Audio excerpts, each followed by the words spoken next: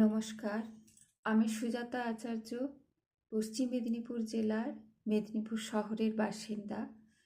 প্রাত্যহিকী এবং বেতারের অন্যান্য অনুষ্ঠানগুলিতে নিয়মিত লেখার চেষ্টা করি।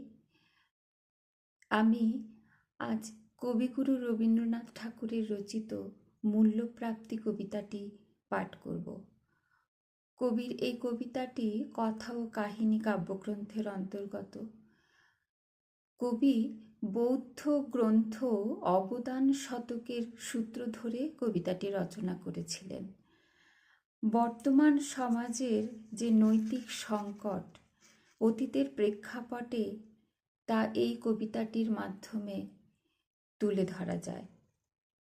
একটি অতি সাধারণ ঘটনা আর একজন অতি সাধারণ মানুষ কিভাবে মূল্যবোধকে তার জীবনের মধ্যে ফিরিয়ে আনেন তা এই কবিতাটি প্রকাশ করেছে। কবিতাটি পাঠ করি। অঘ্রাণে শীতের রাতে নিষ্ঠুর শিশির ঘাতে পদ্মগুলি গিয়াছে মরিয়া। সুদাস মালির ঘরে কাননের সরোবরে একটি ফুটেছে কি করিয়া। তুলি লয়ে বেচিবারে গেল সে প্রাসাদ দ্বারে, মাগিল রাজার দর্শন। হেনকালে হেরি ফুল আনন্দে পুলকাকুল, পথিক কহিল একজন, অকালের পদ্ম তব, আমি এটি কিনি লব, কত মূল্য লইবে ইহার। বুদ্ধ ভগবান আজ এসেছেন পুরো মাঝ, তাঁর পায়ে দিব উপহার। মালি কহে 1 মাসা স্বর্ণ পাব এই আশা, পথিক চাহিল তাহা দিতে। হেনকালে সমারোহে বহু পূজা অর্ঘ্য বহে, নৃপতি বাহিরে আচম্বিতে। রাজেন্দ্র প্রসেনজিৎ উচ্চারি মঙ্গল গীত, চলেছেন বুদ্ধ দর্শনে। হেরি অকালের ফুল শুধালেন কত মূল, কিনি দিব প্রভুর চরণে।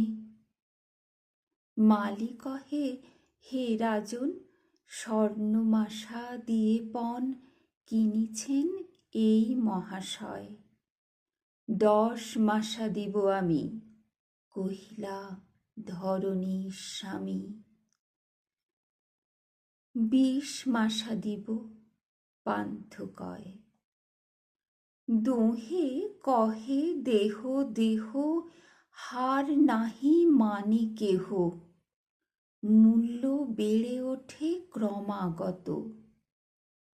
মালি ভাবে যার তরে এ দোহে বিবাদ করে, তাঁরে দিলে আরো পাব কত।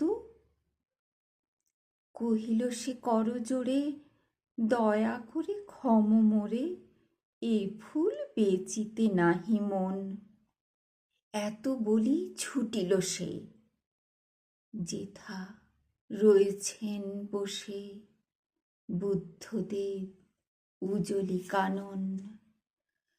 বসেছেন পদ্মাসনে, প্রসন্ন প্রশান্ত মনে, নিরঞ্জন আনন্দ মূরতি।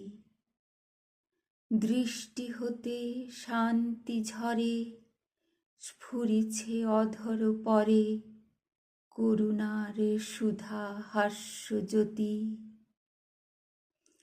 সুদাস রহিল চাহি, নয়নে নিমেষ নাহি, মুখে তার বাক্য নাহি সরে। সহসা ভূতলে পড়ি, পদ্মটি রাখিল ধরি, প্রভুর চরণ পদ্ম পরে। বরশি অমৃত রাশি, বুদ্ধ শুধালেন হাসি, কহ বৎস কি তব প্রার্থনা? ব্যাকুল সুদাস কহে, প্রভু আর কিছু নহে, চরণের ধূলি এক কণা। নমস্কার, ধন্যবাদ।